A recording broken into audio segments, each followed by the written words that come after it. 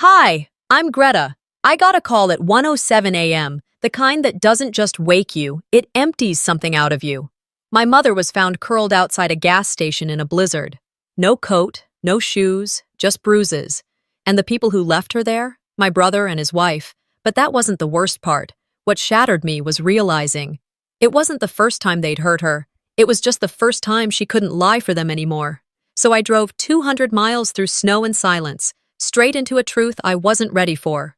What do you do when the people who raised you are the ones you have to protect each other from? The snow had been falling for hours, soft at first, then heavy and determined. I could hear it pushing against the window pane like a restless animal. My apartment in Minneapolis felt unusually still. I had a chamomile tea cooling next to my laptop, a muted true crime rerun playing in the background, and folders of legal drafts splayed across the kitchen table. Typical Tuesday night. I was halfway through an email to a client when my phone lit up. 3 missed calls, all unknown numbers. At first, I thought maybe it was spam, or worse, someone from work needing last-minute forms. I was about to put the phone face down when it buzzed again, lighting up the darkened room like a flare. "Greta Vaughn?" a voice asked. Male. Calm. Official. "Yes. This is Officer Hanley with Rochester PD. Are you related to a Delora Vaughn?" My breath stopped. It wasn't the name, it was the way he said it. Carefully, like I might shatter if he got it wrong. "I'm her daughter." "There's a woman who matches her description," he said. "Found outside a Speedway gas station about an hour ago. She was in house slippers, no ID, no coat, disoriented. She's okay, just cold, but she wouldn't let us take her to the hospital. Said someone named Greta would know what to do." I blinked. Once. Twice. Trying to reconcile the image of my mother, Delora Vaughn, the woman who'd once told me I was a professional disappointment, with someone left shivering outside a gas station in a Minnesota blizzard. "I'm 200 miles away," I whispered, then louder. "Tell her I'm coming." It had been 7 years since I left Rochester. 7 years since I last stood in the same room as my mother.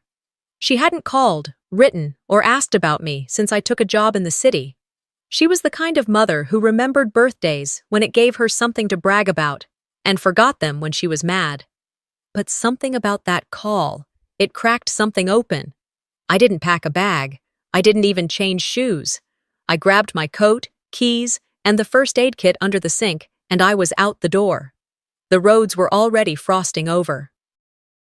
I slid twice within the first 10 blocks and kept going anyway. My windshield wipers fought the snow, smearing more than they cleared. I kept my hands tight on the wheel, eyes locked on the beams of light cutting through the storm. The silence inside the car was deafening. No music, no radio, just my thoughts, rolling through like freight trains. The last time I saw Delora, we were in the middle of a fight in the kitchen. I'd gotten a full ride to a law program in another state. She said I was abandoning her. Said, "Don't come back here if you think you're better than this family." I didn't. But tonight, her voice echoed in my ears, panicked, unsure, stripped of all its sharpness. I imagined her, not as the woman who slapped a glass out of my hand at 17, but as someone's frightened mother in the middle of a snowstorm. Miles melted behind me, one treacherous stretch at a time. Gas stations were closed. Headlights were rare. I drove through towns I hadn't thought about in years, their outlines barely visible behind the flurries. I passed the welcome sign into Rochester sometime around 4:10 a.m. My knuckles were white from gripping the wheel. My breath fogged the windshield from the inside. I turned into the Speedway lot slowly, tires crunching over layers of compacted snow. And then I saw her. She was curled near the side of the building between a dumpster and a half-frozen soda machine. Her house slippers were soaked. Her fingers were bare. She had on what looked like an old robe layered over a stained nightgown. Her hair was disheveled, and her lips were cracked as if they hadn't tasted water in days. I stopped the car so hard I nearly slid into a snowbank. I left the door open behind me as I ran. "Mom," I said. I hadn't called her that in years. She didn't react at first. Her eyes were glassy, blinking slow. Then, finally, Recognition flickered across her face. "You shouldn't have come," she rasped. "I'm fine. Just slipped, that's all." My throat clenched. There was a bruise forming along her cheekbone, blooming like ink beneath pale skin. "Come on," I said, trying to lift her. "Let's get you warm." She winced when I touched her arm. Her body tensed like she was expecting a hit, not help. A police cruiser sat idling nearby. The same officer who'd called me stepped out and nodded at me quietly. "She wouldn't let us touch her," he said softly, holding out a fleece blanket. "Said someone would come." I wrapped it around her shoulders. She resisted for a second, out of pride or stubbornness, I couldn't tell, but then she leaned into me, just a little. I helped her into the car, cranked the heat, and turned the vents toward her face. For a while, we just sat there. The snow fell like confetti outside, blanketing everything in false serenity. She didn't speak. Neither did I. I handed her a bottle of water from the console, and she sipped at it like she hadn't tasted anything real in days. "She said some things," the officer said as he leaned in through the passenger window. "Not sure how much is accurate. Mentioned a son," said he. "Hit her. Threw her out. You might want to look into it." My stomach turned to ice. "Kellen?" I asked. The officer gave a slight nod, as if unsure he should say more. "She said she was confused, that she imagined the whole thing," he added, "but she also said she didn't want to die outside, that maybe someone would remember her." I looked over at my mother. She was staring straight ahead, lips trembling, eyes wet. I reached out slowly and took her hand. "I remember you," I whispered. I didn't respond right away. The officer's words hung in the air like a fog that refused to lift. Kellen said she was confused, that she imagined the whole thing. My eyes didn't leave his face. Snow swirled behind him, catching on the brim of his hat, melting into the collar of his coat. I could see the discomfort settle in his posture. Not from the cold, but from the truth he probably believed but couldn't say out loud. I nodded once, slow. "Thanks for letting me know." The ride to the motel was quiet. The roads were still slick, but the plows had started making their rounds. I knew the place I was headed, the only cheap spot still open in this part of town. The kind of place where the heat worked half the time, and the carpet smelled like someone tried to cover mold with pine-scented cleaner. I checked us in without speaking more than necessary, slid my license across the counter with a glance that said, "Don't ask." The clerk didn't. Delora shuffled behind me, wrapped in the blanket the officer had given her. She hadn't said a word since we left the gas station. When we got to the room, she moved straight to the edge of the bed and sat like someone waiting for permission to breathe. I brought her a styrofoam cup of hot soup from the vending area. She stared at it like I'd handed her a loaded gun. I didn't press. I knew that look, the same one I used to give the school nurse when she asked if someone at home hurt me. Back then, I'd say no. Smile too wide, pretend everything was fine. I'd become fluent in the language of pretending. She didn't touch the soup. Instead, she stared at the wall, then the lamp, then the floor, everywhere but me. I pulled the first aid kit from my coat pocket, crouched down beside her. Her fingers were chapped, split open near the knuckles. Her wrist was tender to the touch. "Looks sprained," I said, more to myself than to her.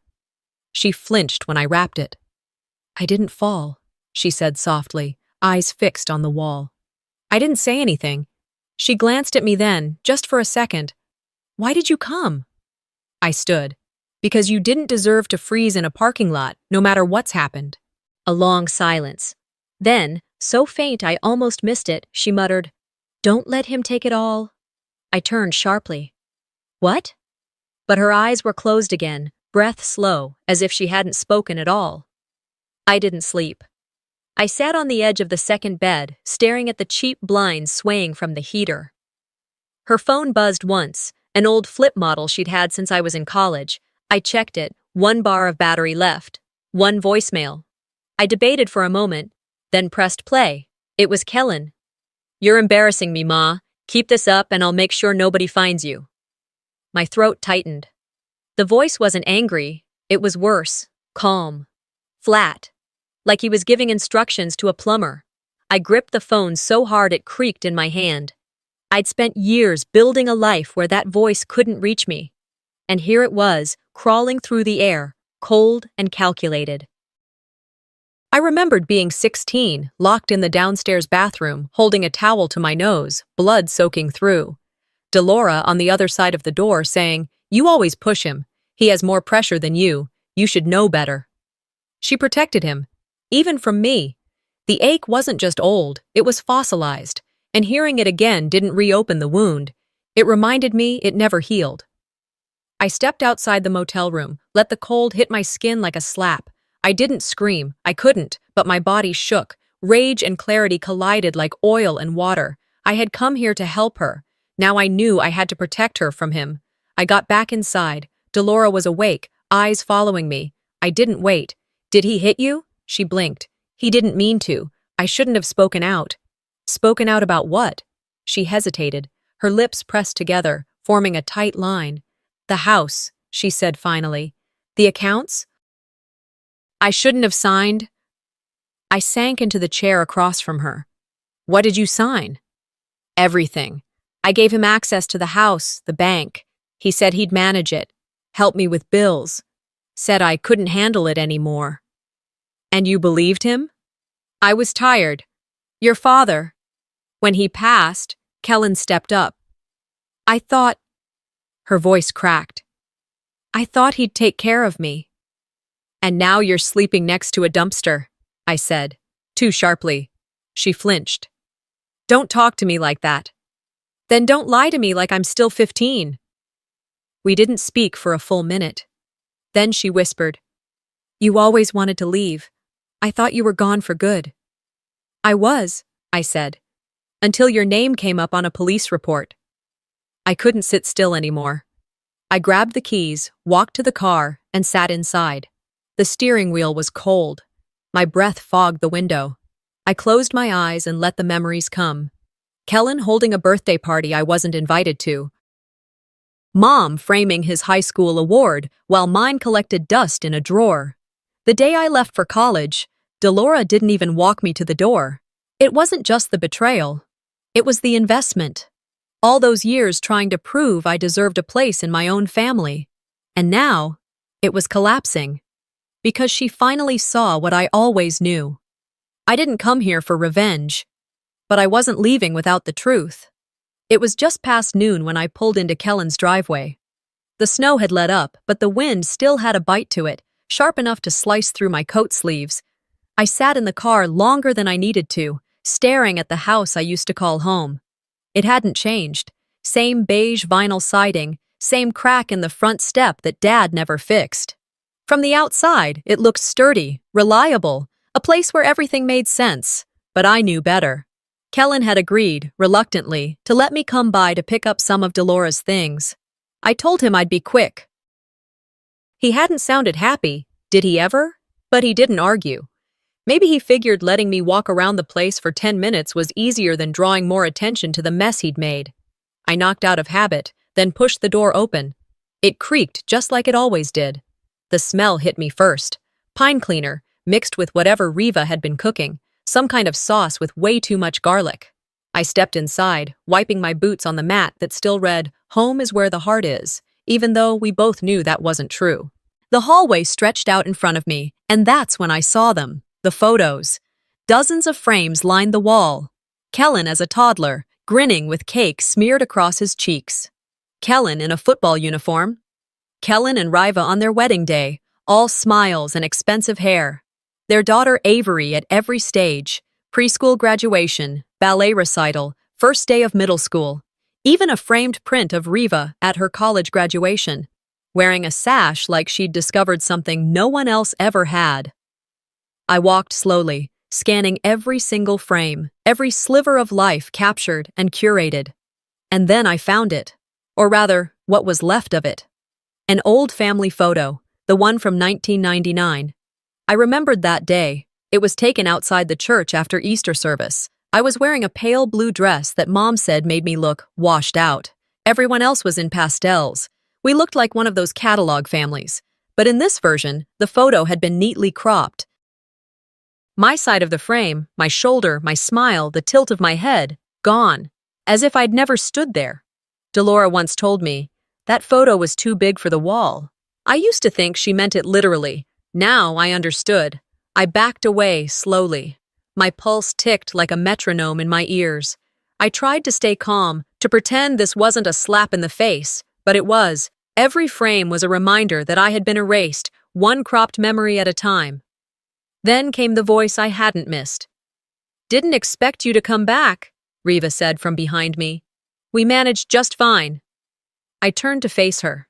She was wearing a silk robe and holding a coffee mug like she owned the world. Maybe she thought she did. "I'm not here to chat," I said.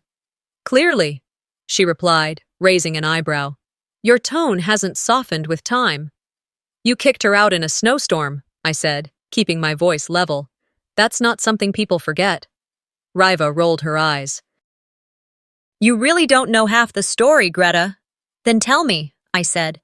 "Tell me what she did to deserve the sidewalk." She sipped her coffee, letting the silence stretch. "She's been unstable for a while. Paranoid, confused, accusing Kellen of things you and I both know he'd never do." I stared at her, willing her to blink. "Like what?" "She claimed he stole from her," she said flatly. "Said he manipulated her into signing over the house. Can you believe that, after everything he's done for her?" "She signed over the house?" I asked, my stomach turning. "Oh, please," Riva scoffed. "It's not like she was using it properly. The place was falling apart and Kellen kept bailing her out. She doesn't even remember paying her utility bills." I took a step closer. "And so, you what? Decided to shove her out into a snowbank until she stopped being inconvenient?" She tilted her head. "You really think this is your moment, don't you? You swoop back into town and play the hero?" "But you weren't here. You don't get to judge what we've had to deal with." "You're right," I said. "I wasn't here. But I'm here now." She didn't reply, just turned and walked back into the kitchen like the conversation was over. Maybe it was for her. I turned away from the photo wall and made my way down the hall to the closet next to the stairs. I remembered Delora used to keep old photo albums in there, scrapbooks, boxes labeled by year, filled with ticket stubs and birthday cards and receipts from vacations we never went on again. The closet was a mess of plastic bins and Christmas decorations. I dug through them one by one, pulling lids, shifting boxes, and then I saw it, cardboard, dust-covered, with black marker scrawled across the top. 1999, Greta. I dragged it into the hallway and opened the flaps. Inside, my high school diploma, still in the original envelope. A birthday card with no signature, just the words, "Proud of you," in slanted handwriting.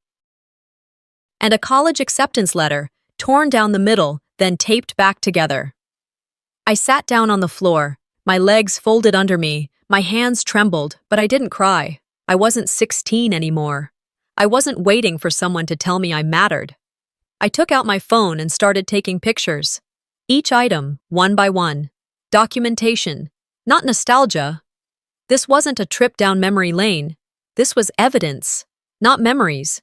Mrs. Lopez's words clung to me like damp air as I stood just inside the kitchen, staring at the tile floor. She said she saw blood, and the way she'd said it, measured, uneasy, like someone who had watched something wrong unfold and had never been able to name it, left me with a tightness in my chest I couldn't shake. The kitchen hadn't changed. Same pale yellow cabinets with chipping paint, same outdated light fixture that buzzed faintly when it warmed up. The only new addition was a row of expensive-looking spice jars lined up above the stove. Riva's touch, no doubt. Everything about this house still screamed familiarity, but none of it felt like home. I took a slow breath, then stepped out the back door, crossing the yard that separated our property from Mrs. Lopez's. Snow crunched under my boots, the path slick and uneven. It was late afternoon now, the kind of dull gray light that made everything feel like it was paused between day and night. I knocked twice on her screen door. It took a few seconds before I heard her slippers shuffle across the linoleum inside. When she opened the door, her eyes widened just slightly. "Greta Vaughn?" "Hi, Mrs. Lopez," I said. "Sorry to drop by unannounced." Her gaze softened. You've grown into your face, she murmured. You look like your daddy did. Serious, quiet. Come in. I've got hot water on. Inside, the house smelled like lemon balm and old paper. I took a seat at her small kitchen table while she poured 2 cups of tea, her hands trembling slightly as she set them down. I didn't waste time. You told me you saw my mother that night. Outside, bleeding. She nodded, lips pressed together. It was after 9. I'd just turned off the TV when I heard shouting next door. It wasn't the first time, but this time felt different. I went to the window, and that's when I saw her. I waited. She was stumbling, like her legs weren't steady, wearing that awful robe. And there was red on her hand, on her cheek. She looked scared. Did you see who was with her? She shook her head. No, but someone slammed the door behind her. Hard. I set my tea down. Did you report it? I should have, she said, voice dropping. But it's your brother, and your mother's always been proud. Didn't want anyone meddling. I nodded. Thank you for telling me. As I left, she called after me. Be careful, Greta. There's history in that house, and not all of it's old. Back across the yard, I stepped back into the kitchen and scanned the room again, more deliberately this time. A plate rack hung over the counter, a drawer stuck slightly open. Delora's words echoed in my head. The house? The accounts? Something happened here, not just physically, but something deeper, some shift in power, some confrontation that cracked through the surface of their so-called harmony. I opened the junk drawer and found a receipt shoved behind an old takeout menu. It was from a law office, dated 2 months ago. The notation? Property transfer, final signatures. Kellen had taken ownership of the house. Delora's name had been removed. Back outside, I circled the house to the side gate. As I moved to unlatch it, I heard footsteps behind me. You're digging, Reva said flatly. I turned to find her standing near the garage, arms crossed, dressed like she'd been waiting for this moment. That's what you do when someone's buried something, I replied. Her mouth twitched. You think you're clever. I think I'm done being silent. She stepped closer. You really believe you can unravel this? That anyone's going to take you seriously? You ran away from this family. I didn't run, I said calmly. I survived. She looked me over, eyes narrowing. You're not just meddling. You're trying to undo everything we built. No, I said. You built it on someone else's pain. That house was never yours. That name never meant only Kellen. She laughed then, short and sharp. Sweetheart, if you were smarter, you'd be married with power, not scavenging for relevance. I didn't flinch. Power doesn't erase proof, and I'm good at finding proof. She glared. You'll regret this. I already regret not coming back sooner. I left her standing there, wind tugging at her silk scarf, and returned to the motel. Delora was asleep, curled tightly on the far side of the bed. I sat down at the small desk, pulled out my laptop, and began organizing everything: receipts, the voicemail, notes from Mrs. Lopez, photos of the box labeled 1999, Greta. Each item went into a labeled folder. I composed a short email and sent it to Kellen's office address. Subject line: Delora has memory issues, but I don't. Body: let's meet. No signature. The next morning, Delora stirred as I poured her a cup of coffee. Her voice was scratchy. I heard your father once say, a drawer only breaks when it's opened too hard. I sat down beside her. What does that mean? Her eyes didn't meet mine. He pushed the drawer too hard. That night, I told him I was going to tell you everything. That scared him. My chest tightened. There was more? She nodded slowly. He said I'd ruin everything. That I'd make you turn on the family, that you'd use it against him. And were you going to tell me? She looked at me, and for the first time, I saw fear in her eyes. Not of Kellen, but of me. I didn't want to lose both my children. I swallowed hard. You never had both, you just chose one. She didn't deny it. That night, after she fell asleep, I checked the living room again, eyes scanning for anything that might hold more truth. I found a small baby monitor tucked behind a decorative vase. I checked the back. It had a micro SD card. I took it. At a local drugstore, I bought a card reader and plugged it into my laptop. There were 10 files. The latest was time-stamped the night she was thrown out. I clicked play. I didn't sleep that night. After I clicked play, time twisted into something unrecognizable, more weight than movement. My eyes stayed fixed on the screen, my breath held hostage somewhere between disbelief and disgust. The footage wasn't cinematic. No dramatic angles, no clear audio. It was grainy, the lens tilted slightly off-center, but I could see everything I needed to see. The timestamp in the bottom corner read 01:14, 8:14 p.m. Delora was standing near the kitchen counter. She looked small in that frame, like a guest in her own home. Kellen's voice filtered in first, louder than I remembered, barking about bills, about responsibilities, about her not being grateful. She said something about her account, about needing to check the withdrawals. Then, without warning, he moved toward her. The motion wasn't wild, it was practiced, a backhand across the cheek. She stumbled into the counter, her head hitting the edge with a sickening crack. Plates clattered off the drying rack. She collapsed to the tile floor. Seconds later, Riva entered the frame, holding her phone, glancing at Delora crumpled beneath her, and kept walking. I watched it again. Then again. By the third time, my hand was trembling so badly, I had to steady it on the edge of the table. This wasn't an argument. This wasn't a misunderstanding. This was abuse, documented and time-stamped. And no one had lifted a finger. I uploaded the footage to a secure cloud folder and labeled it plainly. Mom, 01:14, evidence. No embellishments, no emotional titles, just fact, just the truth. Outside, the wind was still howling, the snow tapering off. Inside the motel room, I could hear Delora shifting in her sleep. I stared at the still frame, her body on the floor, one hand curled under her ribs, and I hated myself for not coming back sooner. Morning came gray and heavy. I waited until she stirred before I slid the laptop toward her, pausing the video just before the moment of impact. She blinked at the screen. "What's that?" she asked. "Something you need to see." She leaned forward slowly. When she recognized the footage, she flinched, as though her body remembered before her mind could catch up. "I don't," she whispered. "Don't say you don't remember. I know you do." Her lips moved, but no sound came out. "You told me he didn't mean it," I said. "You tried to make excuses. But this is what happened.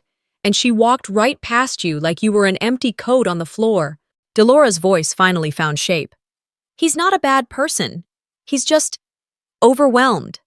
I pushed my chair back. "You've said that line for 20 years. When he broke my nose in 7th grade, you said it then too. When he locked me out in the yard all night while you slept, barefoot in winter, you told me I must have provoked him." She looked away. "Tell me something," I said, voice low. "Did you ever believe me? Even once?" Delora's jaw tightened.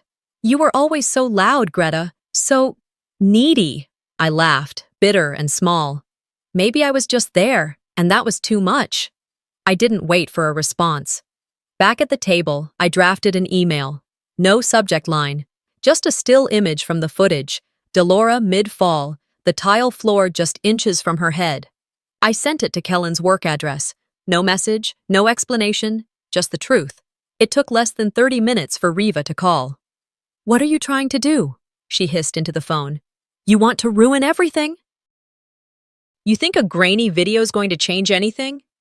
I let the silence stretch. Then, evenly, "I haven't even started."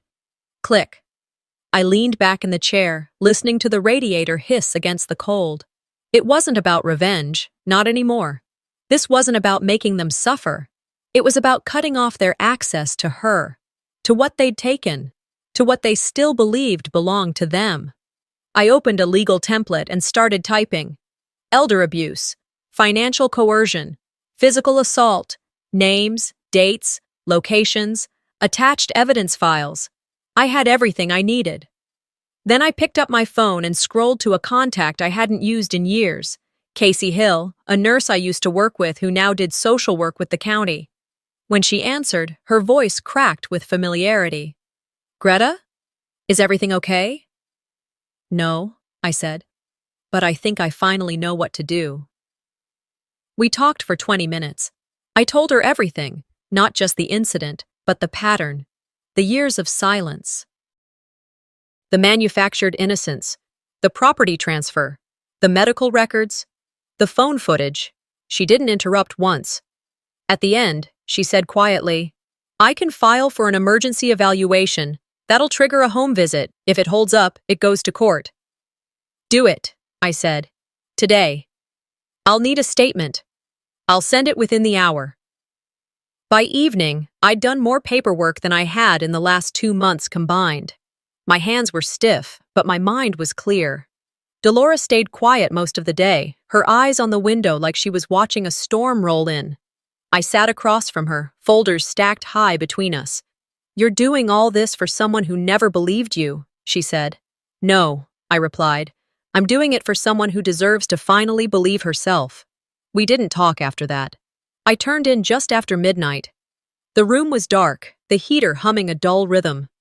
Sometime before dawn, I woke to the sound of the front desk phone ringing down the hall. I didn't move. I just lay there, eyes wide open, thinking about the courtroom, because I knew it was coming, and this time, I wouldn't be walking in as the forgotten daughter. The moment we stepped through the courthouse doors, everything slowed down. Cameras didn't flash. They blinked, subtle and constant, like eyes waiting to catch someone off guard.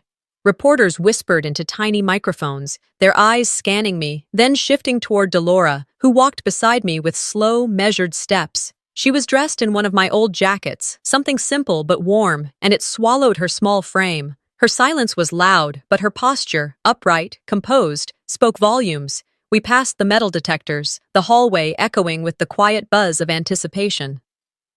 A woman from the clerk's office led us into the courtroom, where the judge was already seated. I could feel Kellen's eyes on me before I saw him. He was dressed to impress, of course. Dark suit, crisp collar, silver tie pin. A picture of restraint and professionalism, like he was the one filing the petition instead of defending against it. Riva sat beside him in a tailored coat, phone clutched in her manicured hand. Their expressions were controlled, but tight. This wasn't a meeting. This was war. I stood as the judge began the roll call and introduced the nature of the emergency hearing. My hands rested on the folder I'd brought, documents, emails, timestamps, and the video. My voice didn't shake when I presented the petition for legal guardianship, nor when I followed with a formal request for a restraining order against both Kellen and Riva. I submitted the transcript from the footage. I offered the full recording as evidence. The judge nodded occasionally, flipping through the papers without comment. Her face gave away nothing. Then it was their turn. Kellen stood slowly, brushing imaginary dust off his sleeve. Your Honor, he began, voice smooth and confident, we're deeply concerned about my mother's well-being. But these accusations, they're the product of long-standing tension within the family. My sister has been distant for years. She struggles with emotional regulation. This entire case is the result of resentment. Fabrications from a bitter sibling, Riva chimed in, her voice syrupy. Greta's always had issues with attention. We've tried to support Delora, but she's been confused, forgetful. We had to make difficult choices. I didn't react. I just looked at the judge. She didn't look back. Then, quietly, she turned to Delora. Mrs. Vaughn, the judge said, do you wish to speak? Delora sat for a long time without answering. A beat. Then another. The room grew still. Even the reporters leaned forward, breathless. Finally, she stood. Her voice wasn't strong. It didn't echo, but it cut through the room like glass. I used to think pain meant love, she said. That if someone yelled at you, it meant they were still paying attention. That if they hit you, they cared enough to stay. I don't believe that anymore. No one moved, not even Kellen. She looked at him, just looked, and then sat back down. That was all. The judge cleared her throat and turned to me. We'll reconvene in 72 hours for formal deliberation, but for now, Ms. Vaughn will retain temporary guardianship. The restraining orders are granted. Outside the courthouse, the air was crisp. Winter sun low behind the trees. Before I could step onto the sidewalk, Riva was on me. "You just humiliated your family," she hissed. "That video? You edited it." I didn't raise my voice. "It's authenticated. I have copies and witnesses now." She laughed once, bitter and short. "You don't get to play saint. You abandoned her for years." "I left to survive," I said. "You stayed to control." She glared at me, but there was something new in her eyes, uncertainty. That night, my laptop froze mid-save. At first, I thought it was a system glitch, but then a pop-up window opened. "File path not found," followed by another, and another. Everything gone. I checked my backup drive. Corrupted. My stomach dropped. I grabbed my phone, logged into my cloud drive. That was still intact. Thank God.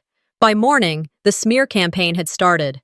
Anonymous posts on local forums, accusations of elder exploitation, fabricated screenshots showing me transferring money from Dolores accounts, photos of me with clients, twisted into false narratives.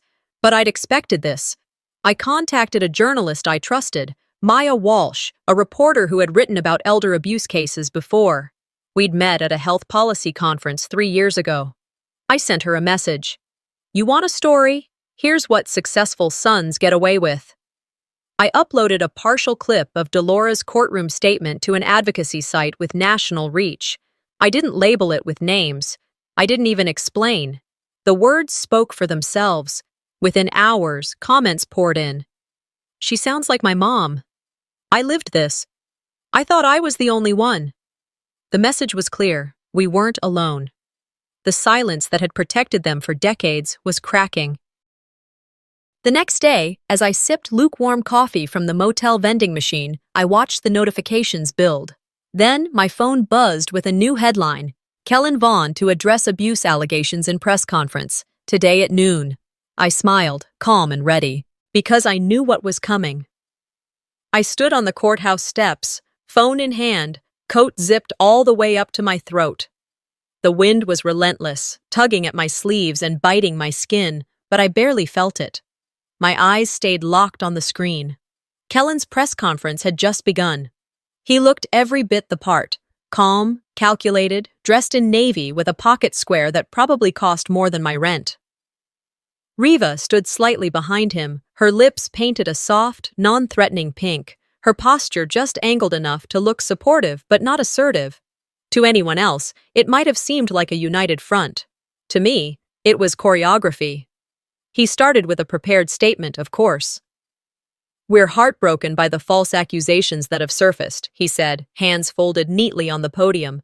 "Our family has always prioritized compassion and care for our mother." Compassion.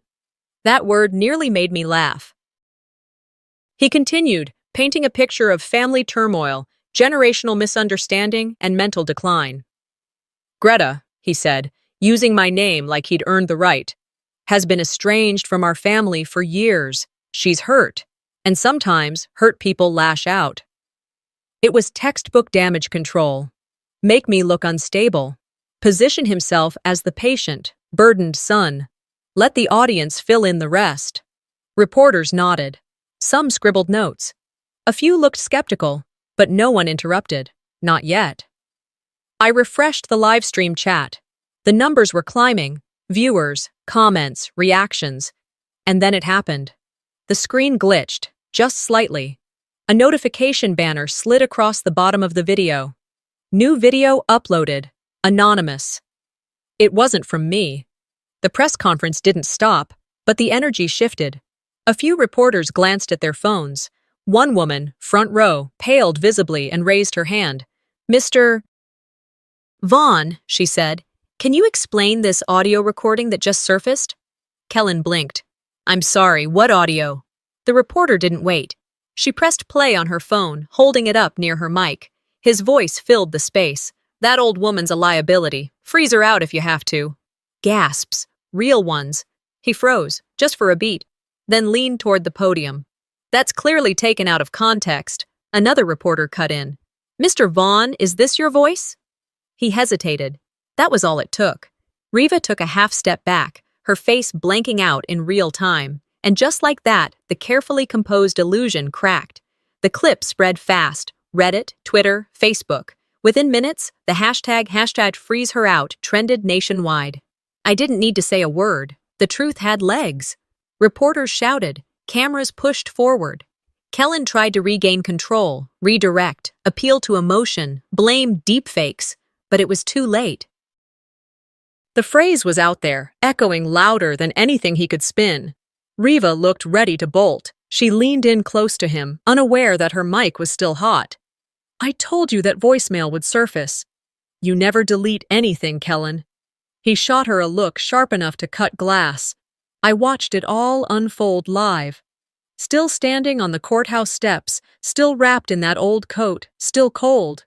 But something had shifted. I didn't leak the clip. Someone else had access. Someone had finally had enough. My phone rang a few minutes later. Maya, the reporter I'd spoken to earlier. "Did you leak this?" she asked. I smiled. "Nope." "Well, it's everywhere." "Good. Can I quote you?" "You can quote this," I said. I didn't have to leak it. The truth runs on its own legs. That line ended up everywhere, on headlines, memes, t-shirts, but it wasn't about the publicity.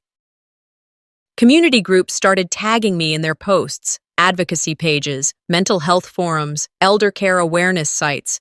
One message said, "You gave voice to what we all lived." Another, "Thank you for proving the silence wasn't our fault." Meanwhile, back at the motel, Delora watched the press conference from the edge of the bed. She didn't say much, just stared.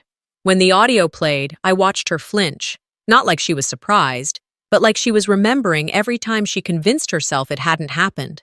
"He really said that," she whispered. "I always thought I was imagining it." I sat beside her. She didn't look at me. I didn't force the moment. She reached for my hand. That was enough. Later that night, while I typed out a timeline for Maya's follow-up article, my phone buzzed with a new number. I answered. "You think this is over?" The voice growled, masked, but not anonymous to me. "You're next." I didn't flinch. I didn't record it. I didn't bother tracing the number. Instead, I sent a single message in return. "Good. Then I know you're watching." Because this time, they weren't just watching me, they were watching the consequences. The lock clicked under my hand, and for the first time in years, I opened the front door to my childhood home without hesitation, without apology, and, most importantly, without asking. I didn't knock. I didn't pause. I stepped into the space like it belonged to me, because legally, for the time being, it did. Delora wasn't with me this time. She stayed at the motel, tucked under blankets with Avery beside her, drawing quietly, crayons scattered across the bed. I had handed the legal documents to the court that morning. Now it was time to deliver them, personally. The house was too quiet. Mid-morning light filtered through the half-drawn curtains, casting long lines across the living room carpet. The smell of citrus cleaner clung to the air, like someone had tried to scrub away the guilt. I stood just inside, letting the door shut behind me with a heavy thud that seemed to ripple through the walls. Kellen appeared from the hallway, already agitated. "You let yourself in?" he snapped. I didn't flinch. "I didn't come to win. I came to end it." He stared at me, jaw clenched, disbelief battling rage behind his eyes. "You think you've got leverage? This little sideshow you're putting on? It's not going to hold up. You've embarrassed this family enough." "This isn't about embarrassment," I said, stepping forward. "This is about accountability." "Something you've dodged your entire life." He moved toward me, slower this time, but every step radiated hostility. "You always played the victim, Greta. Ever since we were kids, you never could handle not being the favorite." That word triggered something deep, something dusty I hadn't touched in years. "I wasn't the favorite because I didn't lie for you," I said. "I didn't shove girls on the playground and expect mom to clean it up. I didn't push my little sister down the stairs and pretend it was an accident." His nostrils flared. That's what this is about. You're still stuck on something that happened when we were, what, 9? No, I said, louder now.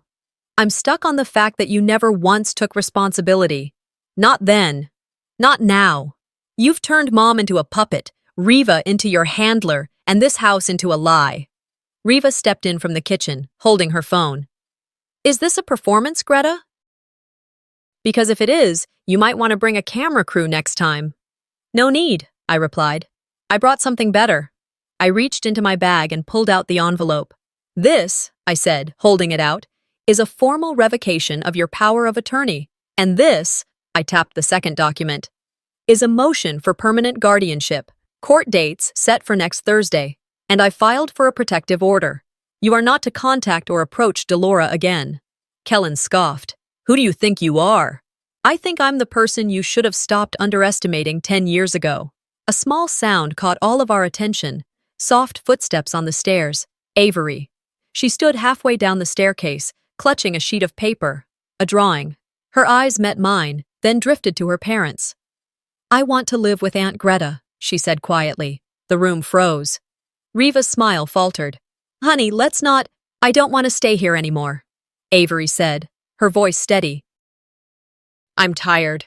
Riva moved toward her, reaching. You don't mean that. Avery backed up a step. Yes, I do. I was stunned, but I didn't interrupt.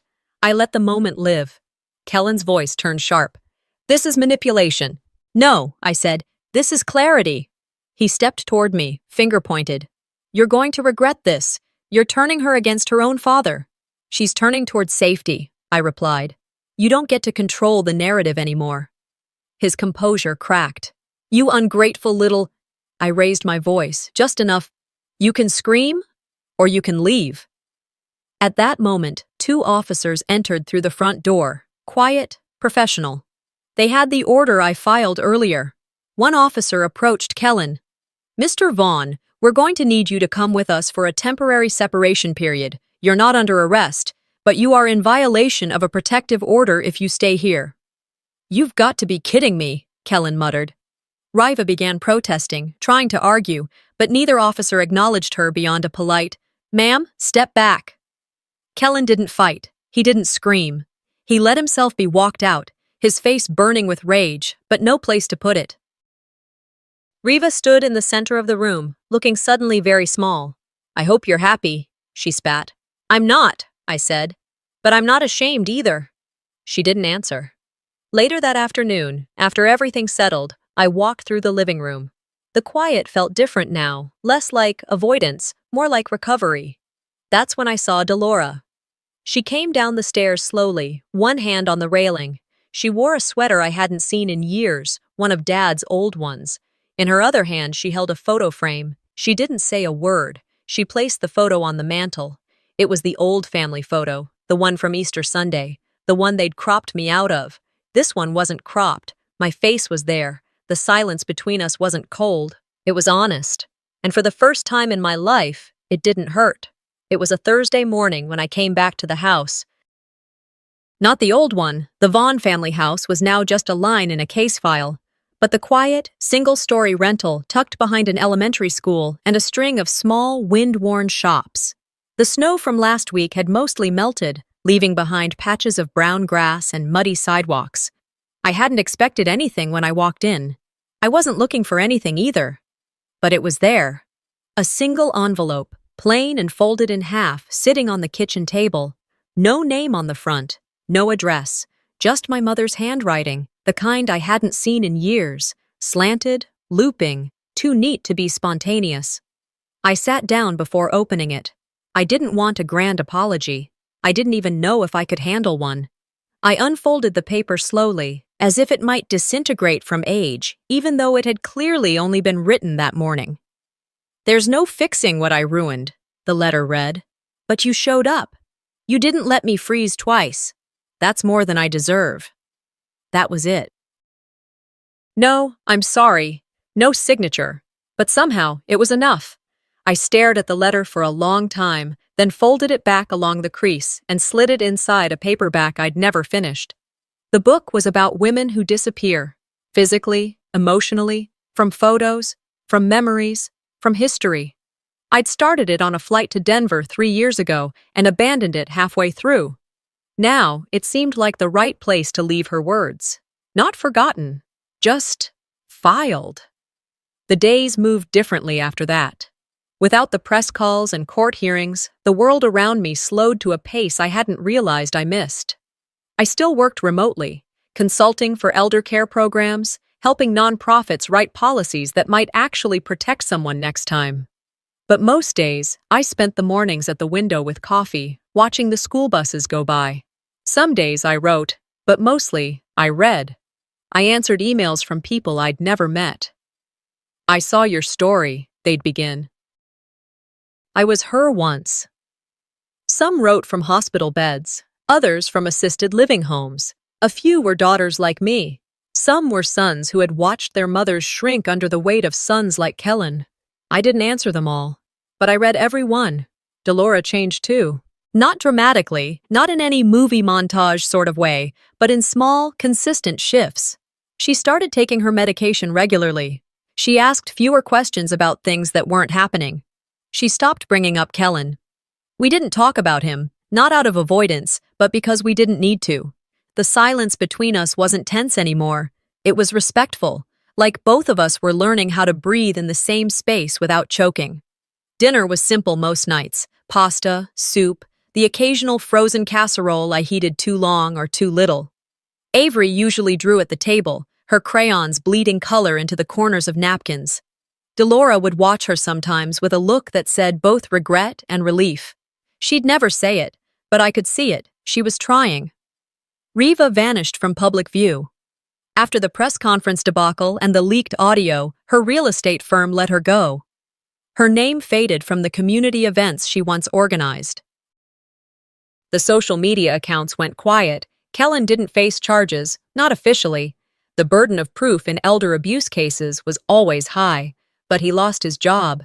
His clients pulled out. His office door, once etched with gold letters, now belonged to someone else. I heard through an old classmate that he'd left town, moved somewhere warmer, Florida maybe. It didn't matter. Consequences wear many faces. Not all of them look like handcuffs. A week into March, the snow returned, a light dusting at first, then heavier overnight. I woke up early on Saturday, pulled on boots, and stepped into the backyard with Avery. She was still in her pajama pants, jacket zipped up, gloves on backwards. We knelt in the garden together, what used to be a patch of weeds and broken branches. I handed her a handful of daffodil bulbs. "They look dead," she said, poking one with her mitten. "They're not," I told her. "They just need time." And the right place to come back. She dug a shallow hole, placed the bulb in like it was something sacred. "Will they come back?" she asked. "If we care for them, yes, even the frozen ones." She nodded and covered the bulb gently, patting the soil like a blanket. We finished planting 3 rows. The sky was soft above us, low clouds moving slow, like they were tired too. Back inside, Delora was standing by the window, mug in hand. She didn't say anything, just watched us. Later that night, as Avery slept and the house settled, I sat on the couch, the letter still tucked inside that unfinished book on the shelf behind me. I thought about everything that had been taken, the years, the warmth, the names erased and replaced, but I also thought about what we'd planted. Some families, I whispered to no one in particular, are built on names, some are built on healing. I didn't get a perfect ending, but I got peace, and that's enough. And this time, when the snow came, it didn't hurt, it softened. Sometimes the hardest truths we face are the ones buried inside our own family. Greta didn't set out to punish, she set out to protect. And in doing so, she uncovered a deeper truth. Not all blood is love, and not all silence is peace. Have you ever had to stand up to someone you once trusted completely? Let me know in the comments, and don't forget to subscribe for more real, powerful stories that dig deep and speak truth.